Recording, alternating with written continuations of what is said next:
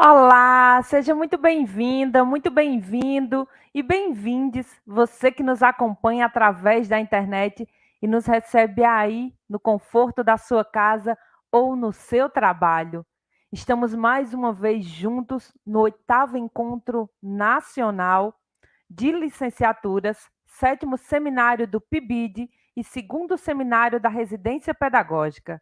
Fazendo a minha audiodescrição, eu sou Ana Célia Gomes, apresentadora do evento, sou mulher, sou parda, tenho cabelos curtos na cor preta, uso óculos de grau com detalhes dourados, estou vestindo uma saia branca e uma blusa na cor azul marinho com detalhes de renda, também estou com um batom na cor vermelha.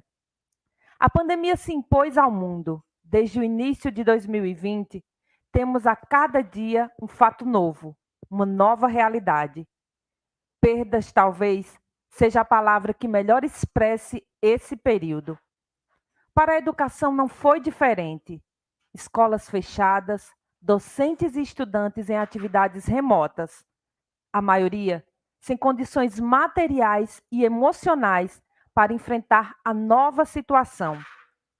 O prejuízo pedagógico é imenso, com retrocessos inevitáveis frente às omissas políticas públicas e o genocídio do povo brasileiro. Demorou um tempo, mas a sociedade começou a reagir e a enfrentar os problemas. É nesse contexto de perdas de vidas e retrocessos sociais que o 8º ENALIC, o 7º Seminário Nacional do PIBID e o 2º Seminário Nacional da Residência Pedagógica ocorrerão nos próximos dias de modo online. Mais do que nunca, o diálogo entre professores da educação básica e formadores, estudantes, pesquisadores, pós-graduandos e demais profissionais da educação é urgente para discutir estratégias de luta, socializar conhecimentos e vivências que municiam o enfrentamento das políticas neoliberais que se impuseram com maior força na educação. Não são poucas as questões a serem debatidas. A Base Nacional Comum Curricular, a BNCC, a Base Nacional Curricular Formação de Professores, a reforma do ensino médio e seus novos itinerários, o corte no financiamento da educação com a EC número 95/2016, bem como o impacto da pandemia, entre outros.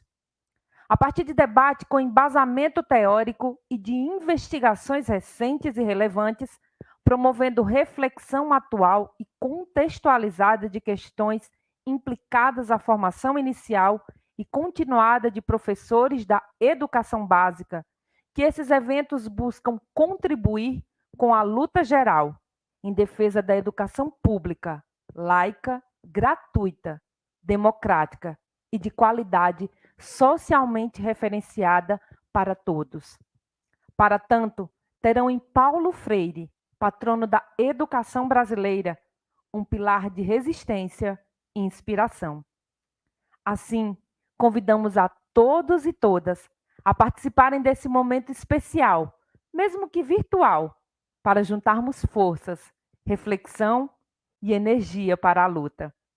O 8º ENALIC conta com a participação de quase 3.000 participantes de todo o Brasil, mais de 800 trabalhos submetidos e uma rica programação repleta de convidados para lá de especiais, além de grande renome com muitas atividades, como mesas redondas, palestras, apresentações de trabalhos e muito mais. O evento é uma realização do Fórum Nacional dos Coordenadores Institucionais do Programa Institucional de Bolsas de Iniciação à Docência. O ENALIC conta com o apoio da Universidade Estadual de São Paulo, Universidade Estadual de Maringá, Instituto Federal do Paraná e Universidade Estadual do Ceará. E a organização logística é da Realize Eventos Científicos e Editora. Daremos início agora à abertura do 8º Encontro Nacional das Licenciaturas, 7º Seminário do PIBID e o 2º Seminário da Residência Pedagógica. Convidamos neste momento os representantes da Comissão organizadora do evento, para compor nossa cerimônia de abertura.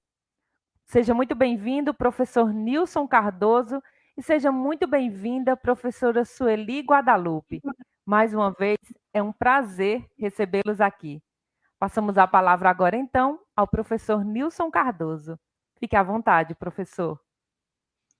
Boa noite a todas, a todos e a todes. Seguindo com a minha audiodescrição, eu sou um homem branco, cabelos claros, uso óculos, tenho barba, estou vestido com a camisa preta, e ao fundo aqui da imagem, a parede de cor escura também tem um cartaz Fora Bolsonaro. E eu inicio, então, com essa mensagem como uma saudação a todas, a todos e todes aqui, Fora Bolsonaro. Esse dia, 7 de dezembro, é marcado aqui entre nós que fazemos e organizamos o Enalic, mas que também militamos, atuamos, né, em torno do PIBID, do Residência Pedagógica, da formação de professores, como um período em que muitas lutas também são travadas, né? Estava hoje aqui relembrando que 7 de dezembro de 2017 estávamos no Senado e na Câmara pedindo a prorrogação do programa PIBID na época e lutando pela coexistência dos dois. Em 2016, nós também estávamos em Brasília lutando aí por outras questões da CAPES, em 15, fazendo o primeiro encontro regional junto com o Seminário Baiano das Licenciaturas, lá em Salvador, e em 18, né, nós tivemos aqui, estávamos encerrando o último Enalic. Seria o nosso último encontro presencial, aqui, o nosso último evento, né, que congregou mais de 3.000 pessoas também, tal como esse. Circularam mais de 1.200 pessoas aqui em Fortaleza, na Universidade Estadual do Ceará, quando pudemos fazer uma grande abertura com a presença do professor Michael Apple. E nela, ele abria falando da crescida, né, da crescente direita em torno da ultradireita, do conservadorismo em várias partes do mundo, falando sobre os populistas autoritários, né, que agiam e atuavam sobre políticas educacionais, sobre a escola, cerceando a nossa atividade.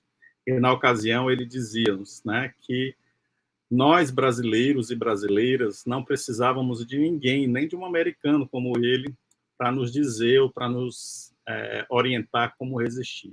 Nós já tínhamos o caminho, tínhamos muita história, muita resistência já travada, consolidada, e foi sobre isso, então, que ele se deteve na sua fala. Eu quero saudar aqui também toda a equipe da organização, né, que tiveram conosco, além de mim, a Sueli, a professora Cristiane, que também acaba de falar, a professora Karina Maldonado, da USP, a professora Cristiane, que é da Univates, a professora Jaqueline Rabelo, que é daqui da UES, a professora Alessandra, que é da Estadual de Minas Gerais, a professora Fernanda, que é da Federal, da Universidade Federal do Paraná, a professora Gisele, da Estadual de Maringá, enfim, espero não ter esquecido. E a professora Thais, da Universidade Federal Rural de Pernambuco, e eu espero não ter esquecido de ninguém. Iara. Instituto Federal do Paraná também, né? Então, todas essas mulheres aqui e estiveram... eu e essas mulheres estivemos reunidos ao longo desses dias, desses meses, né? Pensando e elaborando aqui todos os detalhes para a abertura desse evento. Junto com a Realize, obviamente, aqui em nome do Alisson, da Raíssa, da Isabelle, de toda a equipe que está aqui ao nosso lado, né, amparando aqui a realização desse evento, organizamos esse momento de resistência, de luta, né, de discussão dos rumos que nós precisamos enfrentar em torno da educação.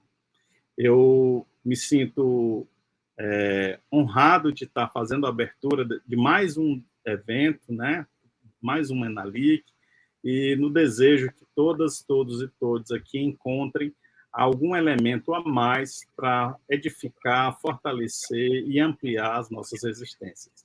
Sueli, eu passo para você e peço que você faça também as suas considerações iniciais. Boa noite a todas, todos e todes. Vou iniciar minha autodescrição.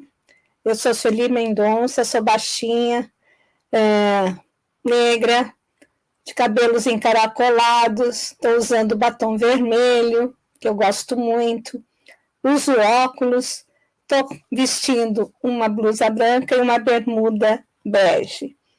Falo aqui de Marília, estado de São Paulo, sou docente da Unesp, coordenadora do Residência Pedagógica e vice-presidente do FORPBID.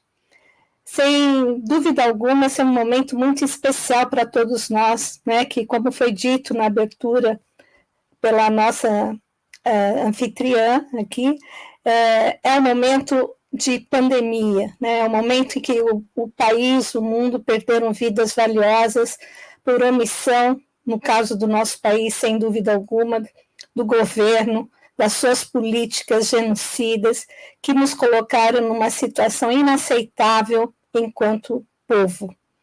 Então, dentro desse contexto, a educação também se fez presente em uma situação de risco, no sentido que nos traz muita preocupação e vamos tentar problematizar exatamente esse novo contexto que a pandemia nos colocou e que casa com o avanço desse ultraconservadorismo que atingiu o mundo, mas em especial o nosso país, juntamente com a mudança de políticas educacionais que trarão forte impacto e que tem no ensino à distância, que se concretizou via ensino híbrido, enquanto uma proposta de política pública que já é pautada pelo Conselho Nacional de Educação, mas que teve nas atividades remotas, né, no contexto da pandemia, uma abertura para o avanço de tal política, né?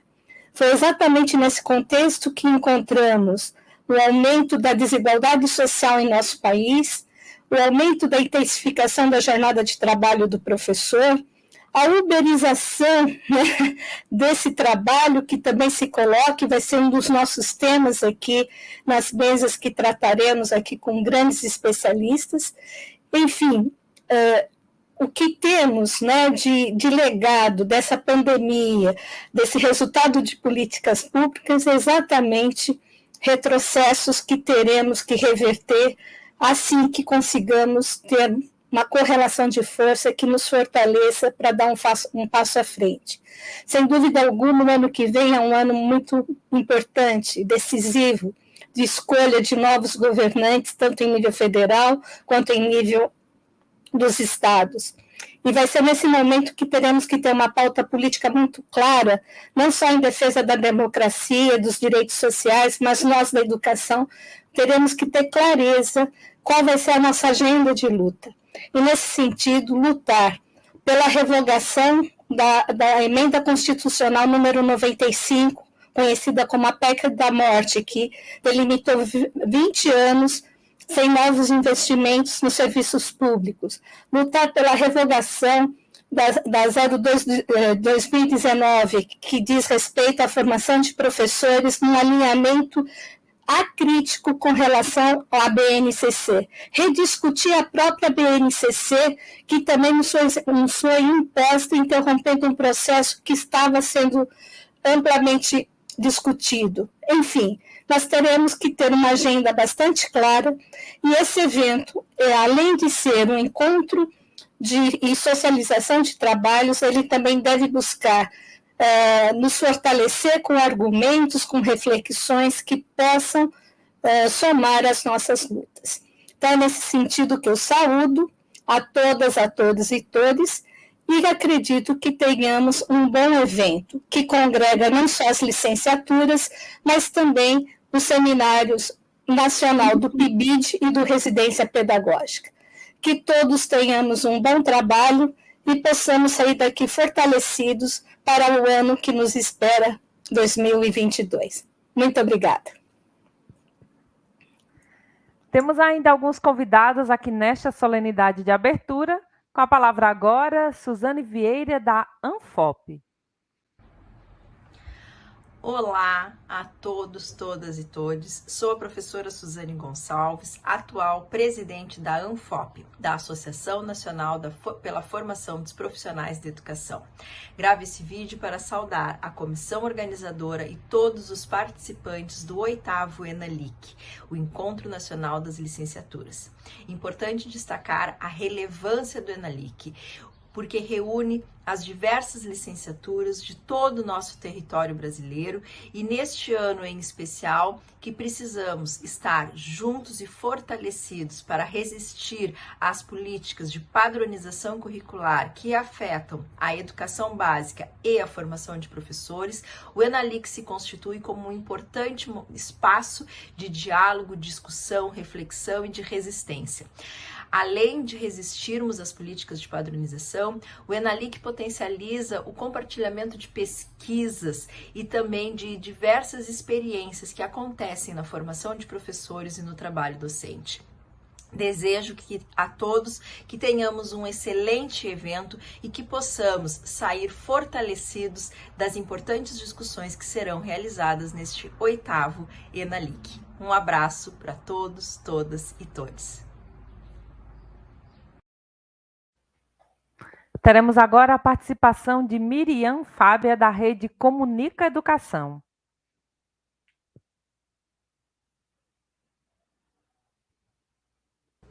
Olá, eu sou a professora Miriam Fábia, sou professora da Universidade Federal de Goiás e aqui nesta solenidade quero dar boas-vindas a todos os participantes, às participantes do 8º ENALIC, o Encontro Nacional das Licenciaturas, e tenho a alegria de fazer isso em nome da Rede Comunica Educação, uma rede composta por 14 entidades e sociedades científicas e também sindicais, que tem hoje um desafio muito grande de pensar a comunicação, de fazer um diálogo nos diferentes espaços da sociedade brasileira.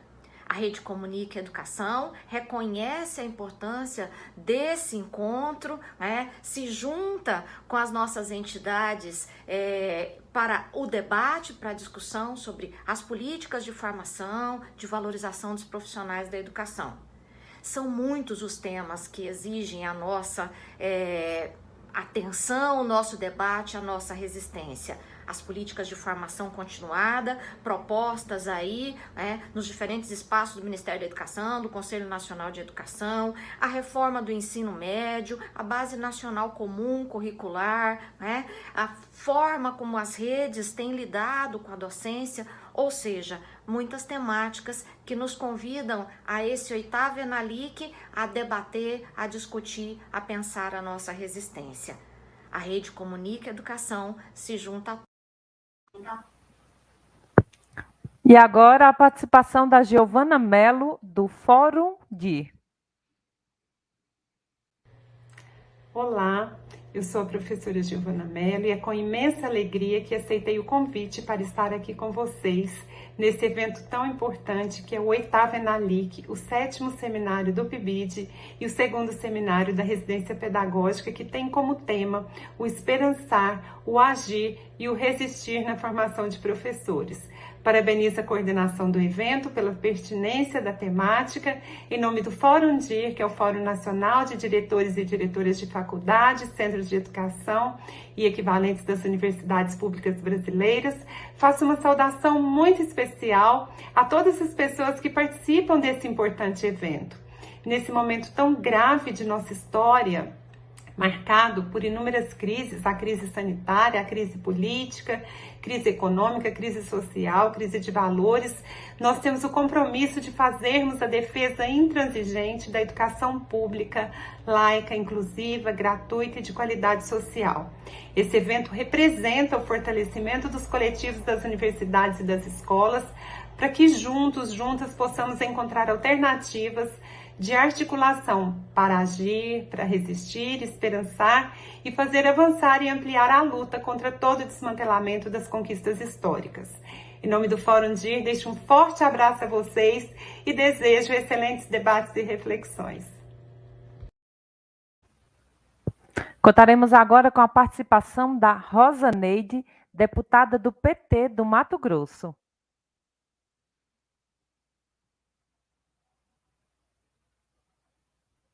Olá, amigos e amigas, venho trazer a minha saudação ao seminário que trata das licenciaturas no nível nacional. Sabemos que estamos vivendo um momento muito difícil, estranho para a nossa educação. Estamos correndo riscos muito sérios em todas as políticas públicas que já conquistamos ao longo da história. Licenciatura, formação de professores e professoras, relação das universidades com a escola básica e todo o apoio que a sociedade brasileira precisa dar, quem dá formação aos nossos educadores. Além da sociedade brasileira, mais importante, as nossas instituições, o Ministério da Educação, o que está fazendo com a política de formação. Então, para termos boas licenciaturas, temos que ter programas de apoio. E, nesse sentido, estamos vendo muitas propostas de aligeiramento, propostas de EAD para aligeirar, não para melhorar. E, nesse sentido, vamos trabalhar juntos e juntas no esforço coletivo para que os programas de licenciatura tenham qualidade e a qualidade necessária para a formação dos nossos educadores. Apresentei o projeto de lei 3970 em 2021, que institucionaliza o programa de bolsas de iniciação à docência, o PIBID, e o programa Residência Pedagógica, PRP, que são destinados ao aperfeiçoamento e valorização da formação inicial de professores e professoras para a educação básica. Isso é para garantir continuidade dos programas. Em 2021, fizemos uma luta muito forte para que 2 PLNs fossem votados e os bolsistas tivessem seus pagamentos garantidos. Como trabalhar, como fazer um curso superior, uma licenciatura, aguardando o pagamento de uma bolsa de estudo e a cada mês o sobressalto, sem saber que os recursos virão para a conta daqueles e daquelas que estão fazendo um esforço muito grande para se aperfeiçoarem e serem professores e professoras. Nesse sentido, as bolsas de iniciação à docência a estudantes de curso de licenciatura que desenvolvem ações nas escolas públicas são essenciais. Esse projeto de lei está em tramitação, esperamos aprová-lo em breve e esperamos que a dignidade dos nossos licenciandos sejam garantidas. Um abraço a todos vocês, muita força, muita coragem. Como parlamentar, acima de tudo, como professora, estarei sempre colocando o mandato à disposição da luta pela educação de qualidade para todos e todas. Bom seminário. E assim agradecemos a todos e todas que estiveram aqui presentes pelas falas proferidas e convidamos a assistirem junto conosco a apresentação cultural Poemas Oníricos, com composição coletiva dos alunos das escolas Municipal Francisco Andrade Teófilo Giral, Escola Municipal Mozart Pinto e Escola de Ensino Fundamental e Médio do Estado do Paraná. Mas antes de conferirmos aí essa belíssima apresentação cultural, passamos a palavra novamente ao professor Nilson Cardoso. Fique à vontade, professor. Ana Célia, obrigado. Com alegria e, mais uma vez, com sentimento que caminhamos juntos e juntas e juntos, que tivemos aqui a alegria dessas, a fala aqui de pessoas que têm nos apoiado e nos amparado, nesses momentos de luta. Queria dizer aqui, queria aproveitar o momento, eu acho que não poderíamos iniciar sem fazer e render uma justa homenagem à professora Marli André, que nos deixou no começo desse ano, uma brava pesquisadora, professora, e que tomou o PIBID em sua defesa nos seus últimos anos de atividade, contribuindo aqui enormemente com as lutas que travamos. Então, nesse sentido, nós gostaríamos de dizer: Marli, presente, presente, presente. Muito obrigado, Ana Célia. Podemos passar ao vídeo, que faz uma alusão à temática desse evento, na certeza que nós somos passarinhos e eles passarinhos.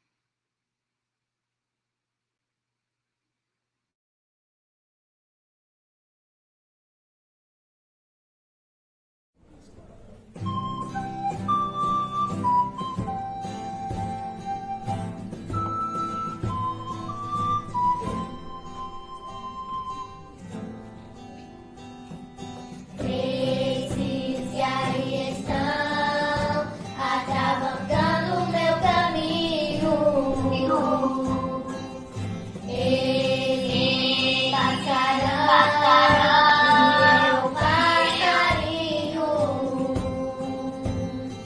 Sou livre para o silêncio das formas e cores. O fim de mar colore os horizontes.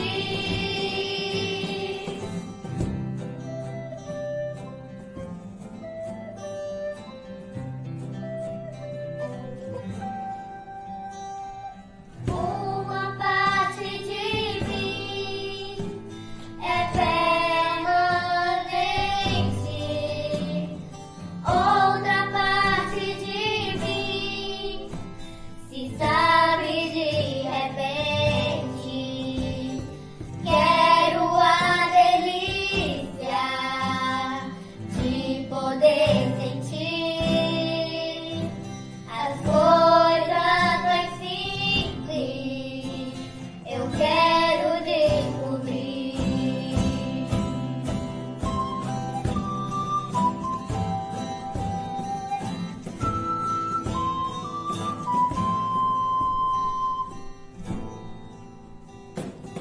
Esses que aí estão atravancando o meu caminho. Eles passarão e eu passarinho.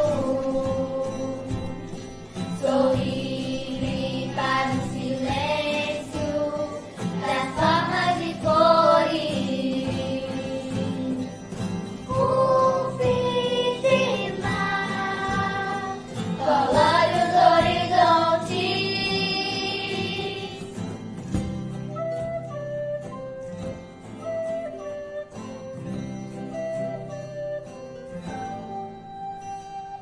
Uma parte de mim é permanente, outra parte de mim se sabe de repente. Quero a delícia de poder sentir as coisas mais simples. Eu quero descobrir. La la la, la la la, la la la la, la la la, la la la, la la la.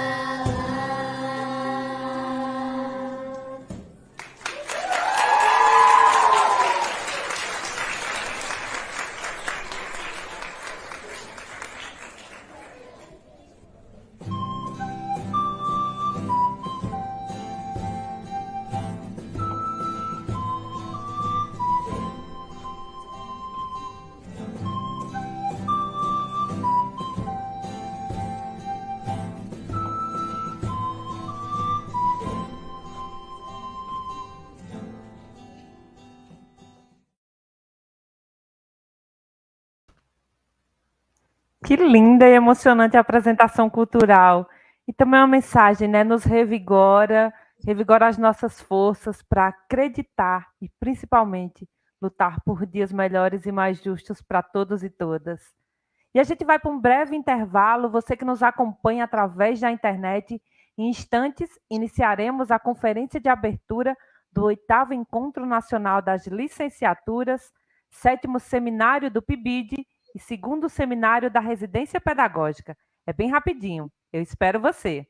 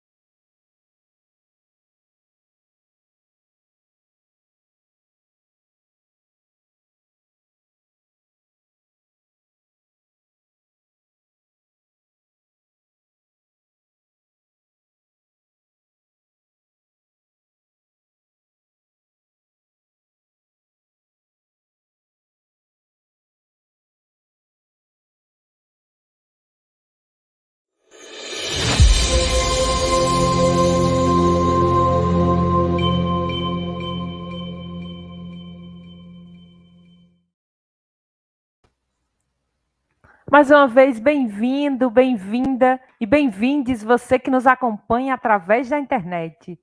Estamos de volta. Vou iniciar fazendo a minha audiodescrição. Eu sou Ana Célia Gomes, a apresentadora dos eventos. Sou mulher, sou parda, tenho cabelos curtos na cor preta, uso óculos de grau com detalhes dourado, estou vestindo uma saia branca e uma blusa na cor azul marinho com detalhes de renda. Também estou com um batom na cor vermelha. Eu estou no estúdio da Realize Eventos e atrás de mim está um painel com a logo dos eventos. Iniciaremos agora a webconferência de abertura que trará uma abordagem sobre o tema Nós passarinhos, eles passarão. Esperançar, agir e resistir na formação de professores. Contaremos nesta webconferência com as participações dos professores Walter Omar Coan, professor titular da Universidade do Estado do Rio de Janeiro, pesquisador do Conselho Nacional de Pesquisa, CNPq, e cientista na Fundação de Amparo à Investigação do Estado do Rio de Janeiro, FAPERJ. É pós-doutor pelas universidades de Paris 8, na França, e British Columbia, no Canadá. Foi presidente do Conselho Internacional para a Investigação Filosófica com Crianças e deu cursos de formação de professores e professoras em numerosos países da América Latina, Europa e outros.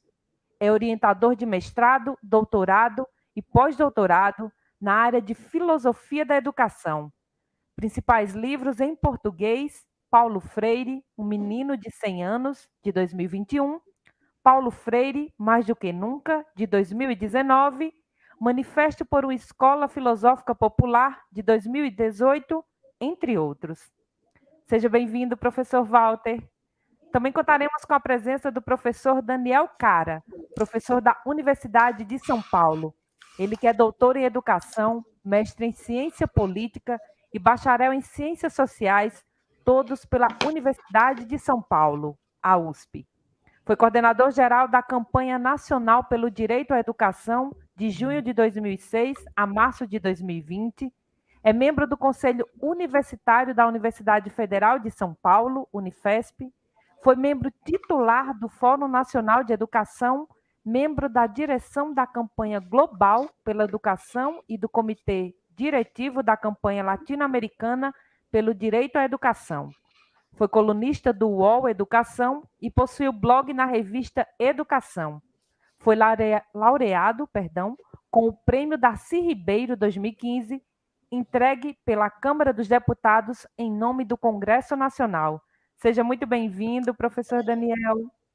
E para mediar esta atividade, contaremos com a participação do professor Nilson Cardoso, ele que é licenciado em Ciências Biológicas pela Universidade Federal do Ceará, mestre e doutorando no programa de pós-graduação em Educação na UES, Universidade Estadual do Ceará.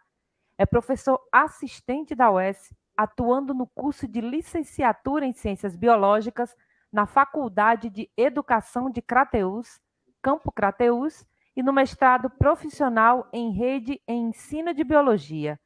Integra o grupo de pesquisa Educação, Cultura Escolar e Sociedade, preside o Fórum Nacional de Coordenadores Institucionais do PIBID e Residência Pedagógica, a diretoria da Regional 5 Nordeste, da Associação Brasileira de Ensino de Biologia, SBEMBio, e a vice-coordenação estadual, Ceará, da Associação Nacional pela Formação dos Profissionais do Magistério. Seja muito bem-vindo, professor Nilson, mais uma vez. É um prazer recebê-los todos aqui. Com a palavra agora, o professor Nilson Cardoso, que irá mediar esta atividade. Fique à vontade, professor. Mais uma vez, obrigado, Ana Célia, para todos, todas e todos que estão chegando agora. Sejam todos bem-vindos. É um prazer contar aqui com a presença do professor Walter, do professor Daniel, duas figuras importantes no debate da educação brasileira. Dizer aqui da alegria, mais uma vez, de ver as pessoas aqui, infelizmente, né, pela condição que estamos vivendo aqui pelo chat, mas registrar aqui a presença de pessoas que, em nome de algumas pessoas aqui, abraçando todas e todos que estão aqui manifestando aí, dizendo de onde vem, né? A professora Desirê Dominichek, a professora Flávia, a professora Tânia França. Então, agradecer a presença de vocês aqui, dizer que gostaríamos de ter esse momento presencial para dar aquele abraço, para encontrar, compartilhar sorrisos, né? Histórias, relembrar boas histórias. Felizmente, estamos impedidos por essa situação que vivemos, né? Na empolgação, esqueci de reforçar aqui refazer a minha audiodescrição. Eu sou um homem branco, uso barba escura, cabelo claro, uso óculos escuro também, não sei definir muito bem a cor desse óculos, mas estou vestindo uma blusa preta e, ao fundo, uma parede escura com cartaz Fora Bolsonaro. E esse, mais uma vez, espero ser sempre a minha saudação a todas, todos e todos vocês.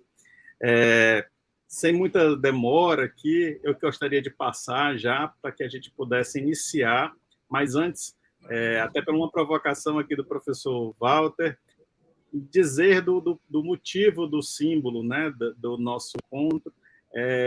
Nós queríamos que esse fosse um momento, de fato, que a gente pudesse encará-lo como um recomeço, um encher de energia para as lutas que se anunciam para o ano que vem. É muito importante que todos e todos nós estejamos muito atentos e atentas sobre o que a agenda, como bem colocou Sueli na abertura, aqui na sua fala de abertura, mas, sobretudo, que todos nós, todas as pessoas aqui presentes, possam se colocar diante, né, desses enfrentamentos que estão anunciados aí, né? Só para se ter ideia, hoje, mais uma vez, o mandante, né, o ocupante da cadeira do Planalto, desmantela mais uma política educacional voltada para as pessoas de baixa renda ou em situação financeira, dificuldade financeira, como o ProUni, né? Então, hoje, mais uma vez, abre aí para as elites, para os já beneficiados com tanto oportunidades, destruindo aí uma política como essa, em que pese a discussão sobre ter ou não um ProUni, né, a despeito de fortalecer as universidades públicas, as possibilidades, né, nesse sentido. Mas dizer que esse é o nosso sentimento, que essa ideia, né, dessa fala era nesse sentido, e nada melhor, né, da gente evocar, digamos assim, né, nos pautar, nos alimentar de Paulo Freire, o nosso patrono, que tanto vem sido atacado aí. Portanto, Mário Quintana e Paulo Freire fazem aí uma junção até de imagens e rostos, né, nesse momento, nessa luta. Portanto, eu já passo aqui a palavra para o professor Walter, que possa fazer suas considerações, né, trazer aí essa mensagem, né, essa ideia aí que a gente possa ir nos alimentando para nos colocar em luta no ano que vem. Professor Walter. Obrigado, Nilson. Muito boa noite, Daniel. Boa noite, Lorena, que nos está interpretando. Boa noite a toda a comissão organizadora, a todos os participantes. Em primeiro lugar, quero dedicar essa fala à professora Malena Bertoldi, professora argentina da Universidade Nacional de La Plata, que infelizmente morreu ontem à noite, muito nova, de uma doença fulminante, extraordinária educadora, tão triste, tanta gente que não deveria estar e está ocupando lugares importantes, e uma educadora extraordinária nos deixa, e em meu nome, em nome do Núcleo de Estudos de Filosofias e Infâncias da UERJ, abraço a ela, muito querida nossa, sua família, e compartilho um pouco da tristeza enorme que nos assiste, nos habita. Vou começar pela autodescrição. Sou homem com uma barba branca que tem surgido de uma viagem que estou fazendo e vou apresentar-lhes. Pele clara, um lenço colorido na cabeça, branco, verde, vermelho, um pouco azul, uma parede amarela ou verde no fundo. E a parte mais importante de minha autodescrição é a camisa. É uma camisa marrom, mas vocês vão ver agora, ela tem 2 passarinhos feitos à mão. Ela não tem, olha, 2 passarinhos maravilhosos. Aqui o outro, deixa eu ver se eu consigo subir ela. 2 passarinhos maravilhosos, coloridos, feitos à mão, em Caruaru. Presente da professora Conceição Gislane, da Universidade Federal de Pernambuco. 2 passarinhos. Isabela nos perguntou se teríamos slides, e não temos slides, nem Daniel nem eu, mas eu tenho uma camisa que é maravilhosa e que é inspiradora, porque são 2 passarinhos. E o tema de nosso Enalic, inspirado no poema de Mário Quintana, poeminha do Contra, começa com essa referência. Nós passarinhos, eles passarão. E então eu senti o desejo de vestir a camisa com passarinhos, porque é muito inspiradora essa frase. É muito inspirador que o Enalic tenha feito essa figura emblemática de um poeta e um educador, de Mário Quintana e Paulo Freire. Porque sinto que o momento também exige poesia e exige educação. Ou exige uma educação poética, ou uma poesia educadora. Como vimos no coral extraordinário de crianças que cantaram ao início. Então é uma alegria muito grande estar na abertura, num momento de começo, de início. O professor Nilson agora falou com a expectativa desse evento ser um recomeço. E é importante pensar, já que estamos no começo, pensar na relação entre o começo e a educação. Paulo Freire, de fato, num livro que se chama O Caminho se Faz Caminhando,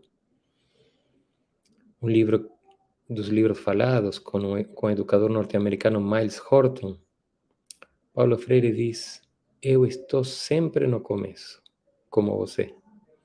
Eu estou sempre no começo. Paulo Freire estava sempre no começo. E pensava que a educação tem a ver com afirmar o começo. Que é uma exigência da educação começar. Abrir começos, convidar a começar. Começar tem a ver com a infância. E vocês podem estar pensando, mas se Paulo Freire se ocupou da educação de jovens e adultos e não se ocupou tanto da infância. Mas Paulo Freire vivia no tempo da infância. A infância não é uma idade, é um tempo. E é o tempo do começo, dos começos. É o tempo da pergunta, da curiosidade, da inquietação, da inquietude, do encantamento. É o tempo da primeira vez. É o tempo de olhar o mundo como se fosse a primeira vez. Eu sei que o momento é terrivelmente duro, que o Brasil vive um momento terrível, lamentável, como já falaram meus colegas na mesa de abertura e minhas colegas. É um momento que parece não ter fim, mas também é preciso dar um começo para o fim. E o título do evento, além do nós passarinhos, eles passarão, que é muito bonito. E eu não sei se serei capaz de afirmar a boniteza desse título. Eu vi que no poema de Mário Quintana diz: eles passarão, eu passarinho. De modo que a referência do título do Enalic tem a força do coletivo, tem a força de um começo comum, de um começo entre todos. Porque precisamos começar todos. Precisamos começar todos o fim de algo que não nos pertence, que não é nosso. Precisamos começar todos e o título aqui é muito lindo. Acho que eu vou ficar só no título. Diz: esperançar, agir e resistir na formação de professores. E agradeço a presença, mais uma vez, de todas as pessoas que estão no YouTube ou assistindo de outras formas. Como dizia Nilson, estamos limitados, mas estamos vivos. E nós passarinhos. E nós passarinhos, esperançar, agir e resistir, são verbos que se reúnem, que se encontram. Paulo Freire pensava o esperançar como um agir, como um resistir. Pensava o agir como um esperançar e como um resistir. E pensava o resistir como um agir esperançando. De modo que são verbos que se complementam, são verbos que se encontram. E se encontram nada menos que na formação de professores e professoras, que é um desafio extraordinário, que é um desafio infinito e que é um desafio de sempre. Reunido ao momento político terrível que vivemos. Mas a formação de professores, ela exige também um começo. Ela exige também uma infância. Eu disse anteriormente que Paulo Freire habitava o tempo da infância. Eu estou fazendo uma viagem pelo Nordeste para comemorar os 100 anos de Paulo Freire. Eu chamei essa viagem de 100 dias viajando para comemorar 100 anos de uma vida infantilmente educadora. Porque Paulo Freire não habita o tempo das cidades, não habita o tempo do calendário, o tempo da cronologia. Paulo Freire habita o tempo da infância, que é um tempo presente. Na cronologia só temos passado e futuro. É o tempo do relógio, que não para. O presente é apenas um instante. É o tempo das instituições pedagógicas, dos cronogramas, dos calendários, dos programas, das bases curriculares. Paulo Freire habita um outro tempo. Habita um tempo presente. Sabem que entre tantos prêmios que Paulo Freire recebeu, tantos e tantos, um deles, na Itália, na Biblioteca Comunal de Ponsaco, foi o de Bambino Permanente, com 68 anos. Paulo Freire já não era mais um menino permanente, já não tinha mais idade de menino, mas habitava o tempo da meninice, o tempo da infância, o tempo de uma criança que brinca, de um poeta que escreve, de um pássaro que voa e canta, dos amantes, de um artista que cria e de uma menina que pergunta. Porque as perguntas são começos para pensar e começos para sonhar. Começamos a pensar e a esperançar quando nos inquietamos, quando perguntamos, quando curioseamos, quando não nos cansamos de começar, quando olhamos o mundo como se fosse sempre a primeira vez. Um outro poeta moçambicano, Minha Couto, diz que a velhice não é uma idade, é um cansaço. Repito, a velhice não é uma idade, é um cansaço. Por isso, Paulo Freire é um menino permanente, porque nunca se cansou de perguntar e de sonhar, e porque nunca se cansou de nos ajudar e nos motivar a nunca deixar de sonhar e de perguntar. Minha Couto, nesse mesmo livro, E se Obama fosse africano, que tem uma pergunta no título, porque é o começo de um mundo, não só o começo de um livro. Nesse livro, Minha Couto diz que a infância é quando ainda não é demasiado tarde. Já que vamos de poetas, Mário Quintana, Paulo Freire, Minha Couto. A infância é quando ainda não é demasiado tarde. Nessa viagem que eu estou fazendo pelo Nordeste, que já passei dos 100 dias, porque é uma viagem maravilhosa, que estive, entre outros lugares, em Angicos, encontrando os ex-alunos do curso de Paulo Freire de 1963, que não se cansam de sonhar, que não estão cansados para perguntar e para sonhar. São 15 que ainda vivem dos 300. Nos esperaram como para uma festa. Os olhos brilhavam quando lembravam daquela escola. Assim chamam eles, o curso de alfabetização em que Paulo Freire e sua equipe alfabetizaram 300 adultos em 40 horas. 1963.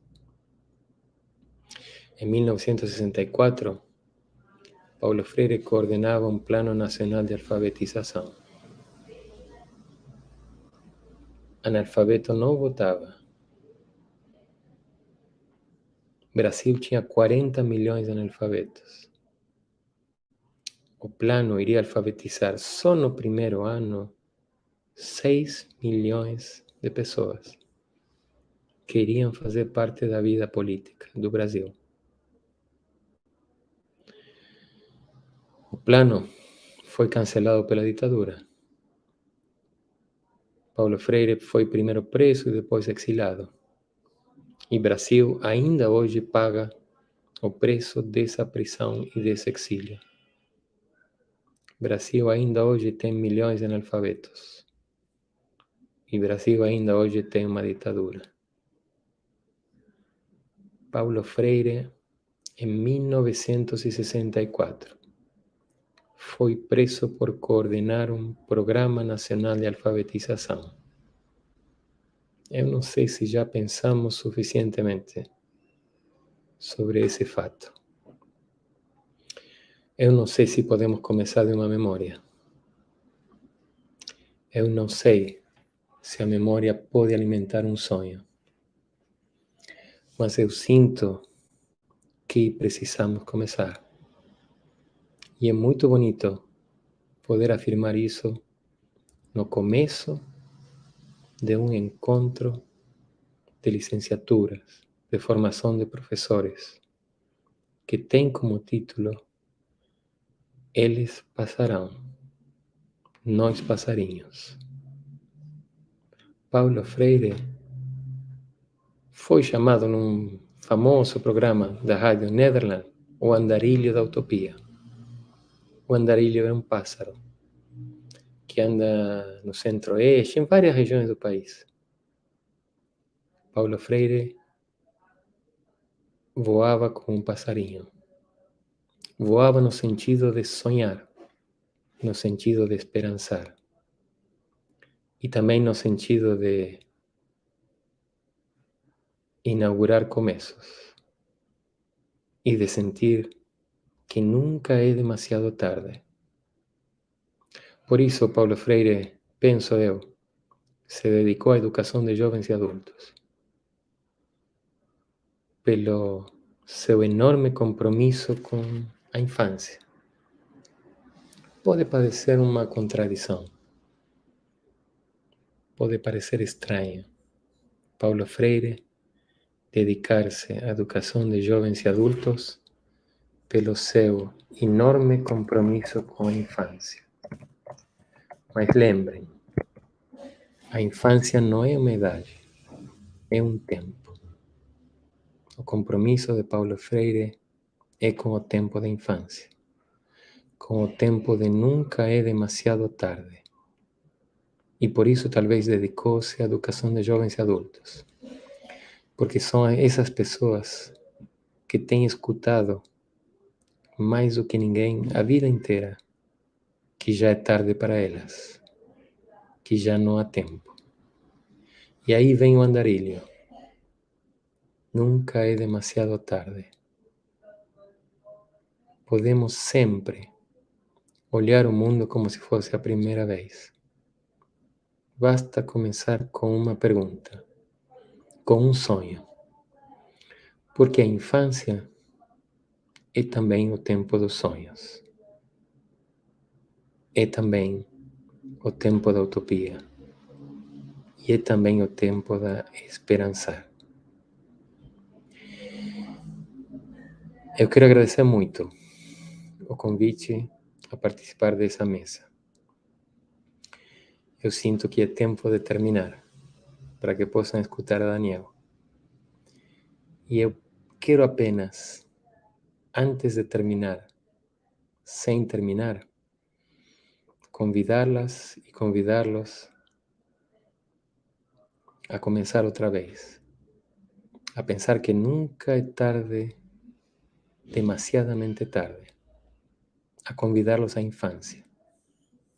Paulo Freire, de quem se fala repetidamente do método Paulo Freire diz mais de uma vez que ele não tem método. Na verdade, ele diz, o que ele sempre teve foi curiosidade e compromisso político com os oprimidos. É isso que precisa um passarinho para voar. Curiosidade, infância, perguntas, sonhos. E é isso que requer o voo. Compromisso político com os oprimidos e oprimidas. Desejo um começo esperançoso de muitas ações e resistência. O momento o exige. E também exige muita infância. Exige um tempo de infância. Um tempo de começo. Um tempo de perguntas e de sonhos. E um tempo de pensar que nunca é demasiado tarde. Muito obrigado. Impactante, professor. E pela sua provocação aí de fazer uma conexão com a sua roupa, com os dois passarinhos, eu também fiquei provocado com o seu cenário. E ao fundo eu vejo um trilho e um bonde que me remete a pensar, nunca é tempo de recolocar o bonde nos trilhos de uma educação rural, diversa, socialmente de qualidade socialmente referenciada, mas sobretudo para todas, todos e todas. Muito obrigado. De fato, nunca é demasiadamente tarde para começar, e essa é a nossa ideia. Muito obrigado por começar com essa mensagem.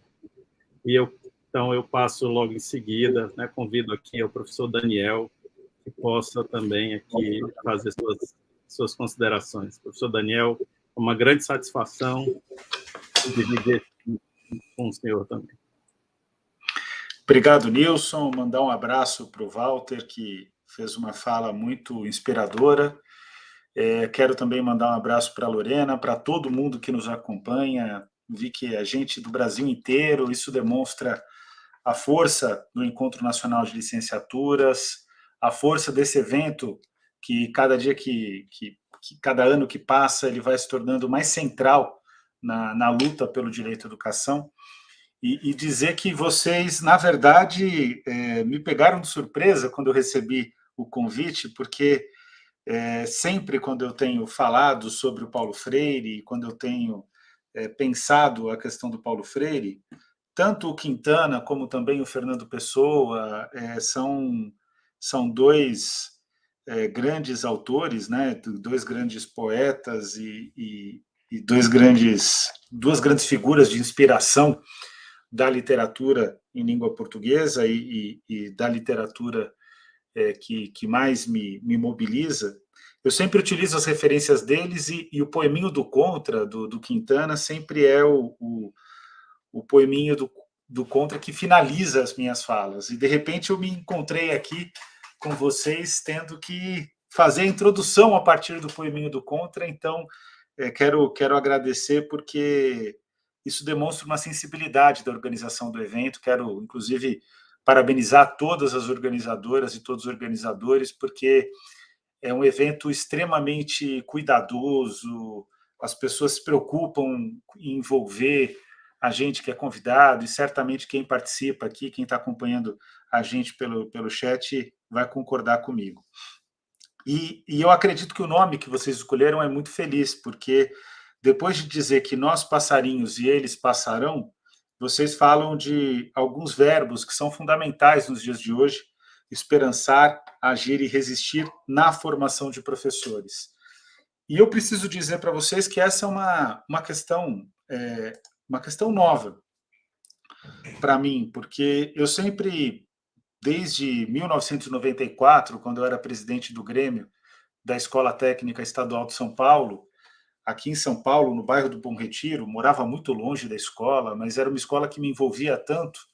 E foi lá pela primeira vez, Walter, porque eu ouvia muito sobre Paulo Freire em casa. Minha mãe é educadora popular e ela tinha no Paulo Freire, de longe, até hoje, a sua principal referência. Então, eu ouvia muito sobre Paulo Freire em casa, mas foi só na Escola Técnica Estadual de São Paulo que eu tive a oportunidade de ter contato com professores que se entendiam professores freirianos inspirados por Paulo Freire. Eu não tive, infelizmente, a oportunidade da minha mãe ser minha professora. É até engraçado, porque minha mãe conhece meu pai porque ela é professora da minha avó, né? Então, a partir daí, foi a alfabetizadora da minha avó, a partir daí que eles se encontram. E eu fiquei muito, muito tocado a partir de 94 com o trabalho do Paulo Freire. Tinha tido um contato com ele quando era morador do Jaraguá, porque tinha uma escola, infelizmente não era a minha escola, mas uma escola no fim da minha rua, que era uma escola municipal, que ele, como secretário municipal de educação, eu tinha, mesmo moleque, 10, 11 anos, apoiado a Luiz Erundina, e tive a oportunidade de ver o Paulo Freire.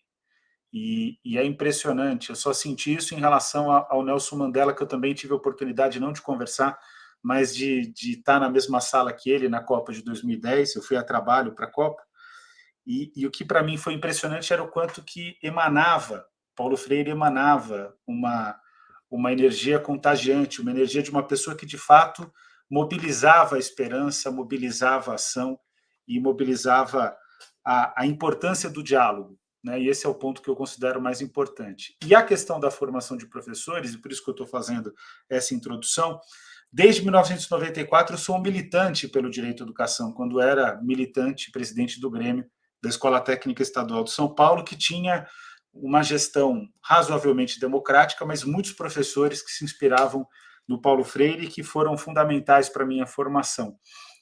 E desde 94 até 2020, eu era um militante pelo direito à educação, uma pessoa que procurava fazer jus ao que o Paulo Freire escreve nas primeiras palavras, que procurava ser um radical e jamais um sectário. O radical, para o Paulo Freire, é aquele que busca o diálogo, é aquele que tem a coragem de buscar o diálogo. O sectário é aquele que acha que é dono da verdade absoluta.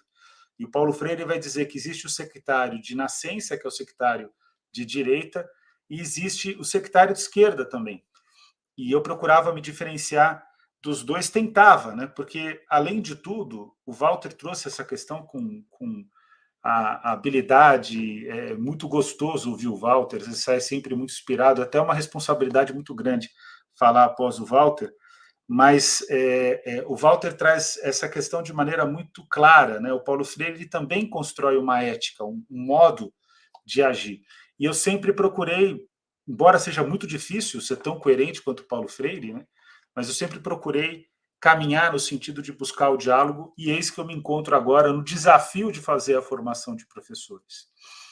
E esse não é um desafio simples, porque eu começo a fazer a formação de professores na Universidade de São Paulo, que é uma universidade pública que eu batalhei muito para poder estudar na graduação, no mestrado, na pós-graduação, no doutorado, né, mestrado e doutorado, e que eu não imaginava o quanto era difícil ser formador de professores e ser também de professores e professoras, obviamente, né? Aliás, de professoras e professores nessa ordem, e o quanto é difícil fazer o processo, participar do processo de formação de professoras e professores nos dias atuais. E, nesse sentido, é que essa ideia que vocês trazem aqui no título, Nós Passarinhos, Eles Passarão, é fundamental, porque ela traz a perspectiva da resistência, da resiliência, da vontade de transformação, mas também uma certeza de que, se a gente seguir voando, seguir acreditando, se a gente seguir mobilizados por tudo aquilo que o Walter falou, por essa capacidade de compreender o momento do começo e a questão da infância, certamente a gente consegue voar muito longe e o que a gente vive hoje vai se tornar um passado. Porém, e esse é o ponto que eu quero trazer aqui com bastante contundência, a gente vive um momento muito difícil em termos do debate sobre a formação de professores, no sentido de que nós vivemos uma experiência muito dramática de construção da Base Nacional Comum Curricular, que é uma Base Nacional Comum Curricular que ignora, inclusive, as reflexões do maior educador da história do Brasil. Eu considero o maior educador, certamente, no mundo, da segunda metade do século XX, que é o Paulo Freire. E um pensamento como o do Paulo Freire, ele nem deve ser pautado por ser o maior ou não ser o maior, mas diante dos ataques que Paulo Freire recebe, especialmente no ano do centenário, é preciso que a gente faça esse reconhecimento. Uma Base Nacional Comum Curricular que também ignora toda a construção de educação integral que é construída, elaborada pelo grande defensor da escola pública brasileira, que é o Anísio Teixeira, e, junto com ele, também ignora as reflexões do que eu considero... Hoje eu tive uma atividade com estudantes da Universidade de São Paulo, da Faculdade de Economia da Universidade de São Paulo, aquele que eu considero o mais importante intelectual da história da minha universidade, que é o Florestan Fernandes. E diante dessa Base Nacional Comum Curricular e dessa reforma do ensino médio, o que é importante observar é que as duas reformas elas convergem com as reformas econômicas e que agora, né, diante de um parecer do Conselho Nacional de Educação, e já que a gente fala no Encontro Nacional de Licenciaturas, nós temos um desafio que é enfrentar um processo de formação de professores que tem que ser orientado por essa Base Nacional Comum Curricular e que quero dizer para vocês que normatizado pelo Conselho Nacional de Educação, na prática é até pior do que aquilo que está posto na Base Nacional Comum Curricular, que já é bastante falha. Então, eu vou procurar construir aqui com vocês um diagnóstico do processo, de como eu tenho visto agora a questão da formação de professores, especialmente pelo fato, e diante do fato, que hoje eu sou um formador de professores, sou, inclusive, vice-coordenador, acabei de ingressar na USP, mas já quis entrar nessa comissão, que é a Comissão de Licenciaturas da Universidade de São Paulo, e dizer do quanto é importante que a gente tenha a compreensão de que é preciso resistir, que é preciso agir e, principalmente, que é preciso exigir um aspecto fundamental para a virada do jogo na área de educação, que é reivindicar a gestão da educação para as educadoras e para os educadores. Isso não significa arrogância política, isso não significa considerar que a fala do outro, a gestão democrática, ela não deve ser a agenda, pelo contrário, deve ser a agenda. Mas o que me preocupa é que a gestão pública brasileira ela é totalmente descontextualizada e ela ignora o que é pior, né? O Nilson falava sobre a desconstrução do ProUni. O ProUni que tem vários problemas, mas o Bolsonaro ataca exatamente as qualidades do ProUni, que é oportunizar aos estudantes de escolas públicas uma possibilidade de acesso a estabelecimentos que não são públicos, mas que têm vagas e que essas vagas vão fazer a diferença na vida dos jovens, ainda que a gente lute pela universidade pública. Mas o fato concreto é que, diante desse cenário de tentativa de desconstrução, da emergência de um neoliberalismo autoritário, a gente tem que ter a compreensão de que é preciso resistir e agir. E para que a ação seja efetiva, é preciso que os educadores, aqueles que estudam a questão da educação, que se dedicam à escola pública, que conhecem o processo de ensino-aprendizado, que eles tenham uma voz mais forte e mais presente na gestão pública na área de educação.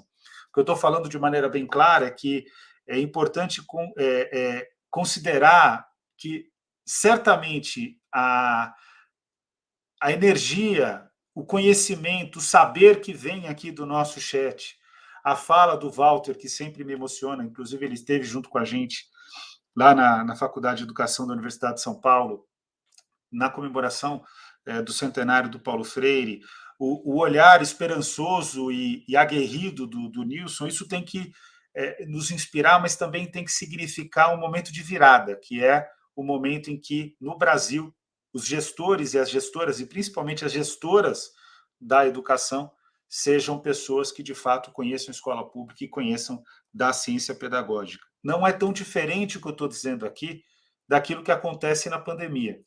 Na pandemia, junto com vários companheiros, né, e companheiras da área da saúde, todos nós defendemos que as políticas de saúde pública elas têm que ser orientadas e têm que ser executadas pelas ciências da saúde e elas têm que ser empreendidas no bom sentido da palavra de empreender, no sentido da realização, não do uso neoliberal que se faz dessa palavra, mas no sentido estrutural, significativo, de fato, dessa palavra. Elas têm que ser empreendidas por profissionais da saúde, e não é diferente com a educação. A política de educação ela também tem que ser empreendida por profissionais da educação.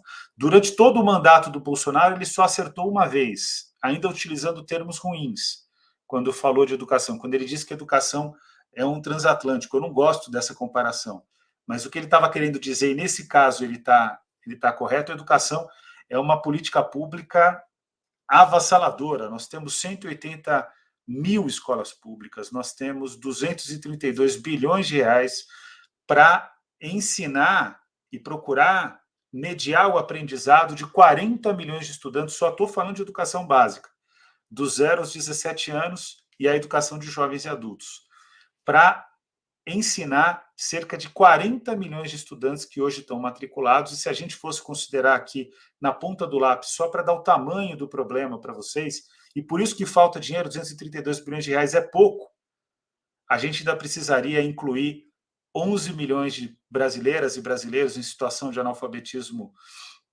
absoluto, 30 milhões de brasileiros em situação de analfabetismo funcional, 2 milhões, quase 2 milhões de brasileiras e brasileiros de 0 a 3 anos para matricular metade das crianças de 0 a 3 anos na creche, 500 mil crianças na pré-escola, 500 mil crianças no ensino fundamental, anos iniciais e anos finais, cerca de 1 milhão de adolescentes e jovens no ensino médio, e além de tudo isso, para além da educação básica, a gente também precisa aumentar as vagas nas universidades. Então, o desafio que nós temos é um desafio enorme, e diante desse desafio é que a gente encara duas políticas que na prática, elas são reveladoras do que é o golpe que nós enfrentamos, e o Nilson tem razão, tem que falar fora Bolsonaro, mas o golpe que nós enfrentamos desde 2016, quando foi retirada do poder uma presidenta legitimamente eleita, em que pese todas as críticas, inclusive misóginas, que a presidenta Dilma recebe, uma mulher extremamente honrada, que você divergindo ou concordando politicamente com a presidenta Dilma, é inegável o compromisso público da presidenta Dilma, que foi apeada injustamente do poder. E a Dilma foi retirada do poder com alguns objetivos. Na área econômica, foi desconstruir a ação do Estado. E é importante dizer que o neoliberalismo, o ultraliberalismo, que é a face mais nefasta do neoliberalismo que governa o Brasil desde 2016, meu amigo, colega da Faculdade de Economia, Eleutério Prado, vai dizer que não é ultraliberalismo, que é um neoliberalismo intransigente. O Fernando Haddad vai dizer que é um neoliberalismo obscurantista. Eu digo que é um ultraliberalismo obscurantista porque a fase que a gente vive é pior do que o neoliberalismo, porque ela é, em si, o neoliberalismo, mas é na sua face mais cruel. E quando eu utilizo o termo ultraliberalismo, eu estou fazendo referência ao Todorov, que é um ensaísta importante do leste europeu, radicado na França. E o fato concreto é que o governo Temer assume com alguns objetivos. Na área econômica, é reduzir a ação social do Estado, mas ampliar a gestão do Estado, como ocorre nos regimes neoliberais, em favor dos mais ricos. Quando eles falam em Estado mínimo, na prática eles estão dizendo Estado mínimo para o povo, mas máximo para as elites econômicas. É disso, efetivamente, que se trata. E aí foi aprovada a Emenda Constitucional 95 de 2016. Na época, eu fui até a ONU, junto com vários outros ativistas e militantes pelos direitos sociais indígenas, para ir contra a Emenda Constitucional 95. A ONU, o Fundo Monetário Internacional se manifestam contra a Emenda Constitucional 95. Eu tive a oportunidade de conversar com o Gordon Brown na ONU, ele me recebeu em audiência, até saiu na época no Globo, na Agência Brasil, e ele dizia: essa é a política econômica mais cruel da história da humanidade, e o Brasil é profícuo nessas políticas cruéis. O Collor sequestrou as poupanças, o Temer aprovou essa Emenda Constitucional 95, que na prática significa o quê? Que nenhum centavo novo vai ser investido em educação, saúde, ciência, tecnologia, inovação, assistência social, cultura, política de fomento ao trabalho, política de fomento ao emprego e à renda. Nada daquilo que interessa ao povo brasileiro vai ser efetivado a partir do orçamento do governo federal, graças a essa emenda. Agora, quando você constrói uma política econômica, você também precisa construir uma política educacional. E você precisa construir uma política educacional por dois motivos. O primeiro motivo, e é o motivo que nunca as elites abdicam desse motivo, e foi a grande luta do Paulo Freire, é o motivo daquilo que faz com que o Darcy Ribeiro conclua que a crise da educação no Brasil não é uma crise, é um projeto, e ele tem razão, que é o fato de que é preciso fazer uma função social da escola que ou intimide as pessoas a reivindicarem uma nova política educacional, ou fazer uma função social da escola que forme o indivíduo neoliberal, como dizem o Christian Laval e o Pierre Dardot, na Nova Razão do Mundo, aquele livro que circula muito no Brasil, mas muito pautados pelo trabalho do Bourdieu e do Foucault. A outra questão, o outro objetivo das políticas educacionais neoliberais é conter a pressão por maior orçamento público para a área de educação. Então, eles querem construir uma escola que custe barato, mas que promova a própria lógica do sistema. E, ao mesmo tempo, eles não querem que a educação, que o direito à educação ocupe um espaço maior no orçamento público. E eis que eles encontram duas políticas educacionais no governo Temer que são extremamente claras em relação a isso: a Base Nacional Comum Curricular e a reforma do ensino médio. A reforma do ensino médio, ela claramente é a reforma que dialoga com a reforma trabalhista e a reforma que dialoga também com a reforma da Previdência, que já acontece no governo Bolsonaro. Ou seja, a reforma do ensino médio, ela prepara o indivíduo para um mercado de trabalho desregulamentado, fragmentado, a tal ponto que o estudante, no segundo ano do ensino médio, segundo ano e meio do ensino médio, ele tem que decidir entre 5 itinerários que vão ser os itinerários da vida deles.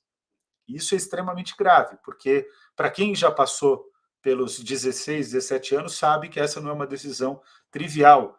E por vários motivos, né, basicamente todos eles biológicos, ainda que eu concorde com o Mia Couto, que foi muito felizmente trazido aqui pelo Walter, que a gente não envelhece pela idade, a gente envelhece pelo cansaço, mas o fato é que todo mundo que já passou pelos 16, 17 anos sabe que é muito difícil ter uma consciência plena de escolher entre 5 itinerários, sendo eles língua portuguesa, matemática, ciências da natureza, ciências humanas e educação técnica profissionalizante de nível médio. Agora tem um problema adicional, falando aqui no Encontro Nacional de Licenciaturas, né? A gente precisa ter compreensão desse problema adicional. Qual que é o problema adicional? O problema adicional é que isso vai impactar a distribuição, a atribuição de aula dos professores. Por quê? Porque a decisão sobre quais itinerários vão ser ofertados nas escolas é uma decisão da escola e da Secretaria Estadual de Educação. Pergunto para vocês, diante da iniciativa do Bolsonaro hoje de mudar o ProUni, diante de todos os ataques que ele tem feito ao Enem, pergunto para vocês acham que na periferia das grandes cidades vai ter a oferta de ciências da natureza imprescindível para que os estudantes no vestibular concorram a vagas nos cursos de medicina?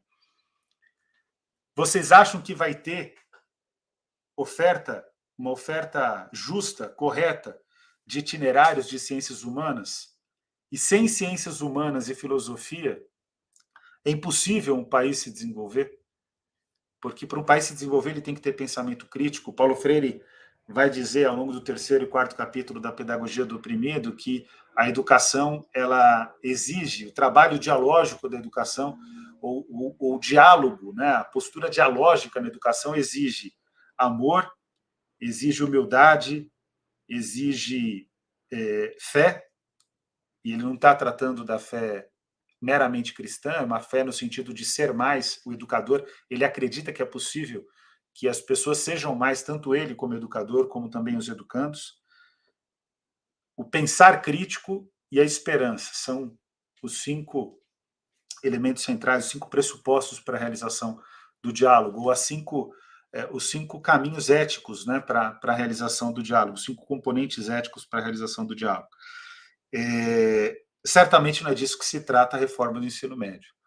E a Base Nacional Comum Curricular, como todos vocês sabem, ela está muito mais vinculada a uma lógica neoliberal de determinação de quais são as habilidades e competências que atendem ao mercado de trabalho.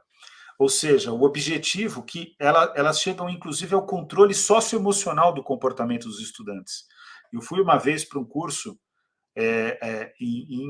obedecendo uma orientação coletiva do movimento que eu coordenava na época. Hoje eu sou dirigente, que é a Campanha Nacional pelo Direito à Educação. Na época eu tinha uma responsabilidade cotidiana pela campanha, hoje eu tenho uma responsabilidade política pela Campanha Nacional pelo Direito à Educação, e quando eu ia nas atividades ali da campanha, falaram para eu ir para um curso em Harvard que falava sobre desenvolvimento infantil, para entender o que eles estavam dizendo. E que eu percebia que tudo estava relacionado ao comportamento das crianças, o controle de comportamento das crianças. Qual é o comportamento esperado de uma criança? E o único comportamento esperado de uma criança é você não ter nenhuma expectativa sobre o comportamento dela e deixar ela viver a infância. E você vai estabelecendo diálogo com a criança, mas ela precisa brincar, se divertir. E eles lá estavam preocupados em controle da função executiva da criança, em estabelecimento de comportamentos que sejam comportamentos não violentos, e o que se considera, na verdade, violência é a capacidade de questionamento. Então, essas são as 2 políticas temeristas neoliberais e que o Bolsonaro não desconstrói, pelo contrário, ele aprofunda, inclusive, na formação de professores. Mas, além delas, vêm as políticas bolsonaristas. E é importante reiterar essas políticas, porque são políticas que fazem os professores enfrentarem no cotidiano o terror da gestão Bolsonaro. Escola Sem Partido, que está longe já de ser um projeto de lei, no mínimo a gente ganha no Supremo Tribunal Federal, nas ações, de 10-1, né? Agora com Cássio Nunes, agora com o André Mendonça, vai ganhar de 9-2 as ações contra a Escola Sem Partido. E é importante ressaltar que, como projeto de lei, a Escola Sem Partido deixou de existir, mas o comportamento de cercear e questionar a fala dos professores, de intimidar os professores, e quem intimida o professor, na prática, também está intimidando os estudantes, esse comportamento permanece como sendo uma regra nas relações sociais brasileiras. Deixo aqui o aviso, Donald Trump perdeu nos Estados Unidos, mas a guerra cultural estadunidense hoje, ultra-reacionária, acontece nos conselhos de escola e nos conselhos de distrito, que é a forma de organização da gestão educacional nos Estados Unidos, que é o equivalente ao condado eleitoral, quando a gente vê a cobertura das eleições dos Estados Unidos, é o distrito escolar, e esse distrito hoje está sendo invadido pelo trumpismo, que vai dizer que é preciso ensinar o criacionismo, que vai dizer que é preciso ir contra a ciência, que vai dizer, por exemplo, não falam do caso do Paulo Freire, mas certamente é o que aconteceria aqui, que vão fazer críticas ao Paulo Freire, questionar o Paulo Freire, o que é um enorme absurdo. O Escola Sem Partido tem o objetivo de cercear a fala dos professores. E o professor que tem a fala cerceada, ele não educa, ele não ensina, ele não consegue exercer a atividade do magistério. A outra política bolsonarista é um ataque à pedagogia, que é a escola cívico-militar ou a escola militarizada ou a escola militar, que vai opor a pedagogia à disciplina autoritária. Qual é o objetivo? É tratar o estudante como soldado e não como um cidadão. E a terceira política, além do ataque à pedagogia como ciência, portanto, é também um ataque ao próprio estudante, é uma mudança na compreensão do sujeito da educação, que é o educando, que deixa de ser um educando e passa a ser um soldado. E a terceira política neoliberal é a educação domiciliar, que não se enganem, o objetivo deles, porque eles sabem que isso é irrealizável, não é fazer com que todos os estudantes estudem em educação domiciliar, mas é cravar na sociedade brasileira uma desconfiança em relação à escola, tentando construir a dicotomia, porque a dicotomia é a base do pensamento fascista, a dicotomia de que a casa é sagrada, a escola é profana. A casa é do bom comportamento, a escola é do mau comportamento.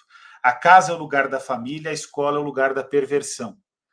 E a casa é um lugar sagrado, a escola é Sodoma e Gomorra. E é obviamente que isso é um absurdo, aliás, que isso é inaceitável, mas que o objetivo estrutural é descaracterizar a escola. Agora percebam, um professor com a fala cerceada, percebam, o questionamento à ciência pedagógica, percebam a transformação do aluno em soldado, e, por último, a transformação da escola em um espaço profano, isso também atende ao neoliberalismo, porque ao enfraquecer a escola, a pedagogia, o estudante, o professor, o resultado é que as políticas autoritárias, as políticas proto-fascistas ou fascistas do século XXI, ou do fascismo miliciano, o que elas geram no debate público? Um enfraquecimento da voz da educação pública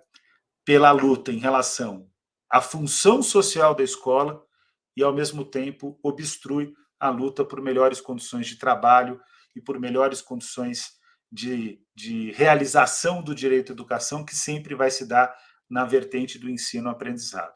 E é exatamente isso que a gente enfrenta nas nossas licenciaturas. Mas, para finalizar, já que já estourei aqui meu tempo, é importante ressaltar que, como nós passarinhos e eles passarão, como a gente precisa esperançar, agir e resistir na formação de professores, eu creio que, concretamente, o caminho é aquele que eu disse ali pelo início para o meio, do início para o meio da minha fala. A gente tem que ter a coragem no Brasil de reivindicar politicamente a gestão da educação para as educadoras e para os educadores. Porém, isso não pode ser feito de maneira sectária. Isso tem que ser feito de forma radical, no sentido de que a gente tem que mostrar para a sociedade a importância do nosso trabalho, mostrar para a sociedade que a Base Nacional Comum Curricular, a Base Nacional Comum Curricular de Formação de Professores, a lógica neoliberal que se apresenta, ela vai levar o Brasil exatamente para lugar nenhum. E, pelo contrário, ela, mais do que isso, ela vai colaborar para a perpetuação das desigualdades sociais, das desigualdades econômicas e da vulnerabilidade socioeconômica e civil que é marcada no Brasil. Uma escola pautada na BNCC é uma escola que não enfrenta o racismo, por exemplo. Uma escola pautada na BNCC é uma escola que não enfrenta a homofobia, que não enfrenta o machismo, que não enfrenta a desigualdade de classes. É uma escola que naturaliza a violência. É uma escola que está exatamente naquela vertente que dizia o Darcy Ribeiro, que a crise da educação não é uma crise, é um projeto. E se de fato a gente quiser mudar esse jogo, a gente tem um caminho. Para além de ler Paulo Freire, para além de ler Anísio Teixeira, para além de ler Florestan Fernandes, para além de ler Lélia Gonzalez, para além de ler Milton Santos, para além de ler Celso Furtado, enfim, para além de se inspirar nas grandes obras do pensamento social e político brasileiro, e também tem que ter clareza do nosso lugar do mundo. É preciso que a gente compreenda a necessidade de estabelecer vínculos. Na verdade, não é estabelecer, porque eles já estão estabelecidos, é de ter consciência dos nossos vínculos regionais latino-americanos, que nós fazemos parte de um mesmo organismo que é a América Latina. Para além disso, a gente tem que ter uma clareza. As educadoras e os educadores brasileiros não podem abdicar nunca, não podem abdicar jamais de defender a Constituição da República Federativa do Brasil. E a gente precisa reivindicar a construção do sonho do artigo 205, garantir o pleno desenvolvimento de cada educando, de cada educanda, a formação para o exercício da cidadania e a qualificação para o trabalho. Não o trabalho como mercado de trabalho, mas trabalho como atividade produtiva determinada pela realização de um fim, ou seja, que é a realização da própria felicidade de mulheres e homens. Pode parecer que isso é sonho, pode parecer que isso é uma utopia, mas, em primeiro lugar, não existe nenhum problema em ser uma utopia e de nós sermos utópicos e termos sonhos, quando os sonhos são justos, e eu acho que esse é um ponto que é pacífico entre todos nós, mas, em segundo lugar, se esse for um sonho, ele está escrito em pedra na Constituição Federal de 1988, que, em que pese todos os ataques que ela recebe, todas as maneiras como o governo Temer e Bolsonaro desfiguraram a nossa Constituição, em relação aos temas centrais, ela sobrevive como a nossa carta política, é aquela que a gente tem que defender acima de tudo. E essa, sim, tem que ser defendida acima de tudo, porque é aquela que determina que todos têm que ser iguais perante a lei e que todos têm que ser respeitados em território nacional, independentemente do país de origem, independentemente da região de origem, da classe social, da raça, da cor, da quantidade de recurso que as pessoas têm, do gênero, da orientação sexual. Então, nesse sentido, eu quero dizer para vocês que, efetivamente, né, para concluir aqui a minha fala no Encontro Nacional de Licenciaturas, o que a gente precisa efetivamente defender para fazer com que a esperança seja viva, com que a ação seja efetiva, com que a resistência seja profícua, que a gente tenha a capacidade de denunciar e, ao mesmo tempo, de anunciar. O que a gente precisa efetivamente fazer é uma formação de professores que seja pautada pelas ciências pedagógicas, pela filosofia pedagógica, e especialmente por esse grande brasileiro, que eu não tive o mesmo privilégio que o Walter de conhecer Angicos, mas certamente, quando for para lá, eu vou me emocionar e vou me inspirar pela grandeza desse gigante pernambucano, recifense, chamado Paulo Freire, e que é certamente a maior referência de inspiração para todas as nossas ações. Então, desejo um excelente Encontro Nacional de Licenciaturas, Eu sei que o encontro ele é de várias, né? Tem várias outras facetas, é um encontro articulado, mas o Enalic ele tem esse poder, né, de mobilização.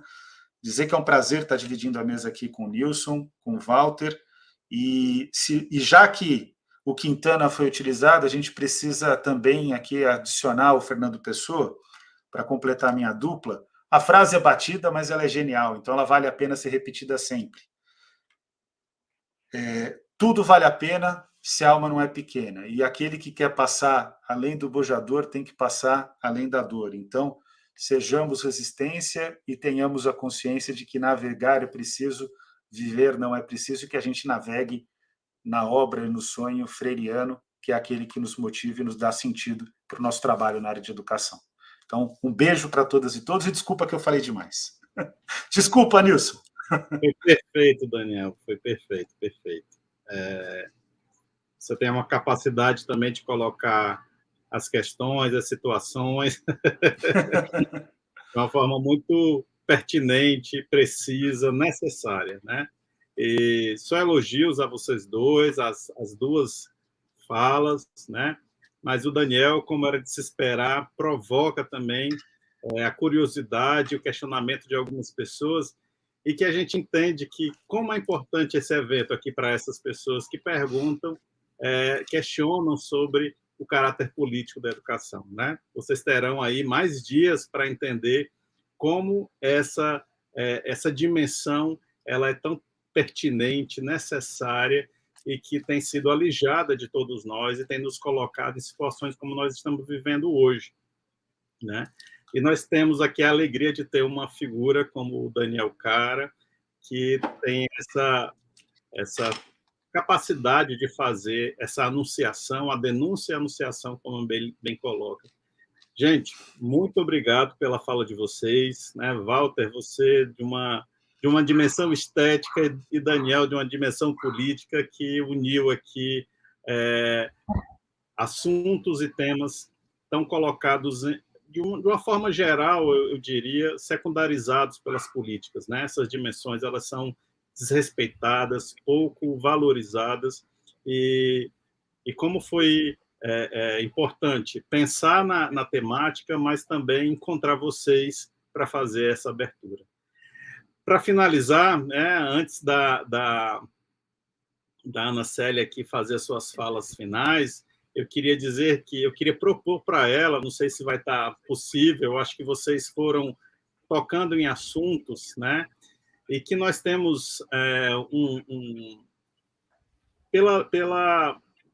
pelo olhar de um artista que é professor também aqui da minha universidade, o professor Evelter Rocha, quem conduziu o trabalho que deu origem, né, àquele coral no início, feito aqui no PIB de Música da UES em 2018, numa das nossas lutas aí, né, em função dos ataques que já se iniciavam lá em 2015, ele teve uma sensibilidade e compôs uma música, e a letra e a música, né, que chama PIB de um Sonho Azul. Na época, nós não tínhamos o Residência Pedagógica. E aí eu queria para a Ana Célia, depois que ela fizer as falas delas aí finais, que ela chamasse e que a gente, convidando vocês dois e todos nós que estamos aqui, que possam escutar o PIB de um Sonho Azul e ver como o artista conseguiu prever, antever todo esse cenário. Ana Célia, com você, muito obrigado. Nós que agradecemos, professor Nilson. Muito grata aí os nossos agradecimentos aos professores Walter Omar Cohen, Daniel Cara e Nilson Cardoso por suas participações e importantes contribuições trazidas aqui nos eventos. E antes de encerrarmos as atividades deste primeiro dia, deixa eu informar você, participante, as atividades que teremos amanhã. Das 9 ao meio-dia, vai ter minicursos e oficinas. Às 14 horas, teremos a Mesa Redonda 1, abordando sobre ensino híbrido, ensino remoto. Onde fica a aprendizagem? Às 16 horas e 30 minutos, teremos a Mesa Redonda de número 2 sobre docente youtuber, a nova face da precarização do trabalho docente. Às 18 horas e 30 minutos, teremos lançamento de livros. E às 19 horas, Mesa Redonda de número 3, que trará uma abordagem sobre BNCC, BNCF. Há competências nas políticas neoliberais? Tem muita coisa bacana, não perde, tá? Fica combinado, então, que nós temos um encontro amanhã. E vamos lá conferir o vídeo que o professor Nilson falou aí com essa mensagem de esperançar, de acreditar e de lutar por um país melhor e mais justo para todos e todas. Eu sempre quis aprender música, cantar e tocar violão. Um dia eu cheguei na escola e não acreditei. A diretora disse que a gente ia ter aula de música. Quando a professora chegou, era uma professorinha, sabe? Assim, bem novinha. Sabe o que ela trazia? Um violão. Eu nunca tinha visto um bem de pertinho. É lisinho e brilha igual o sol. Fui dormir pensando na aula de música daquele dia. E tive um sonho, daqueles que a gente não quer mais acordar.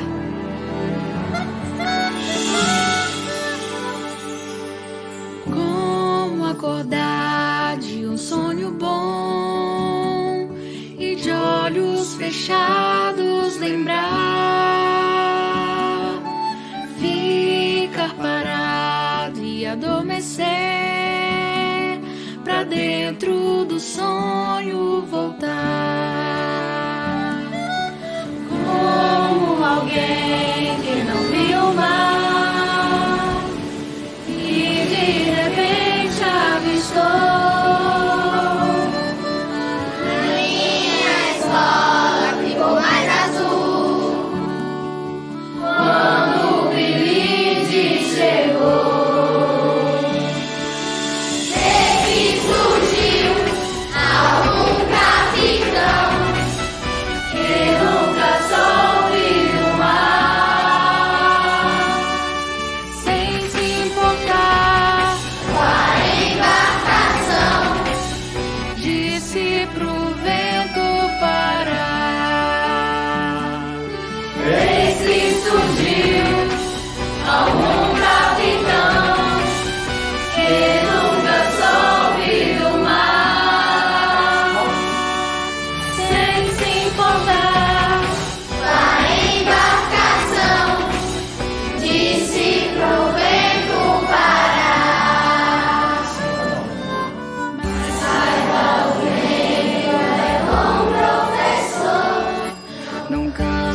Jamais de sonhar,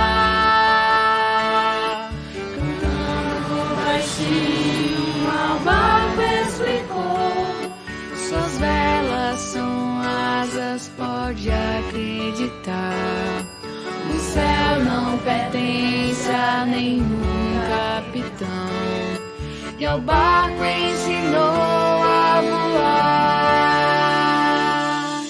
Mas saiba o vento é bom professor, não cansa jamais de sonhar.